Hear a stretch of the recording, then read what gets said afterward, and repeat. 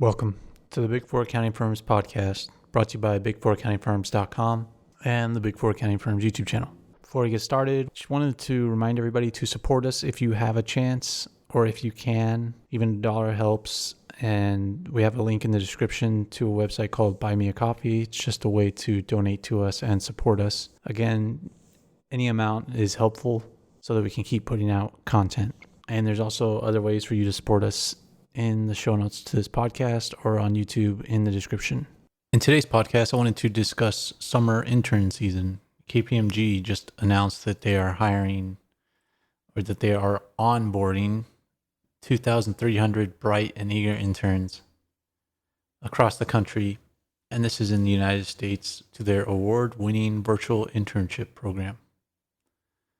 Not sure who gave them the award for their internship.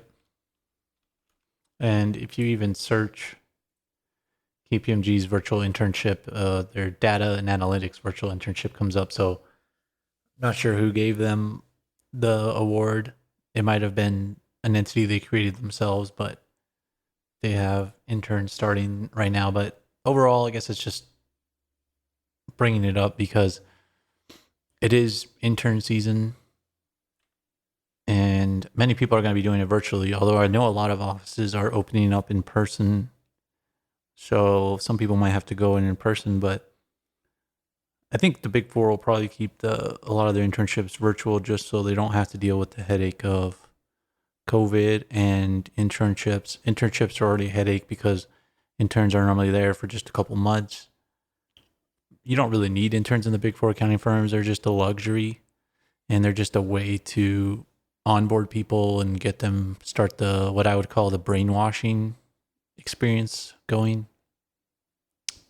But I think it's important for interns to get their feet wet with the Big Four accounting firms, learn the software, do a lot of the trainings. There's going to be a lot of trainings anyway. You're not going to have much to do. I mean, well, some groups will actually give their interns a lot, but it'll be a lot of data entry and mindless work like that. You're not going to be really learning a ton, but I would try to learn your firm's training tools, onboarding tools. It's a good time to learn about the Big Four accounting firm that you're trying to join and whether you want to join them. And the culture during the internship will be similar to the culture when you join. So if they leave you alone and don't give you work, and you have to find a lot of work on your own, then you're going to be doing that when you work. Just the environment's going to be different as well, because a lot of people try really hard on the internship, but then they change when they join. Basically what I'm saying is a lot more people are going to be competitive during your internship that are going to be competitive when they actually start working. I'm not sure you're going to be able to tell that now though, since everything's virtual. But what you can learn virtually is the tools that people work together, whether it's Microsoft Teams, Cisco WebEx, Google Hangouts, anything like that. You need to learn that, become good with that, become good with scheduling. You need to get good at status updates. A lot of associates aren't good at updating people virtually, and I don't think this hasn't really changed since COVID. A lot of people think they could just disappear into the ether, but you can't really do that. You need to stay connected. Also, it might be a good time to figure out the benefits of your firm as far as the human resource benefits. So that way, when you join full time, you'll have an idea of what you want to select and what you want to take advantage of. Even when you're interning, you can take a lot of advantage of a lot of them, like Gym Pass, because the Big Four accounting firms normally check who takes advantage of that stuff. So that's just something you can do. And also, a lot of them have perks that you can use to buy stuff like computers and other accessories. And so you can check that out. You should also get to know the group you're in. If you don't like the group that you're in as an intern, then a good time to change would be after your internship if you get an offer. You have to be careful though, because sometimes you won't get an offer if you try to go to another group. So it's more focusing on the work. And you also need to focus on your work that you do and the technical aspects and see if you like it.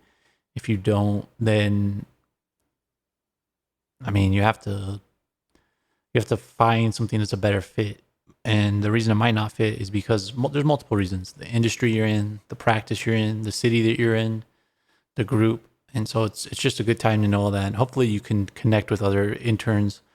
I'm sure a lot of these internship programs will have virtual meetups, because I mean that's all campus recruiters and HR can do at this point. So I'm sure they're going to try to throw virtual get-togethers, Zoom happy hour type stuff, because if they're not going to do in person, then that's what they're going to have to do. So I would utilize that to get to know people, connect with them, see if they like their group.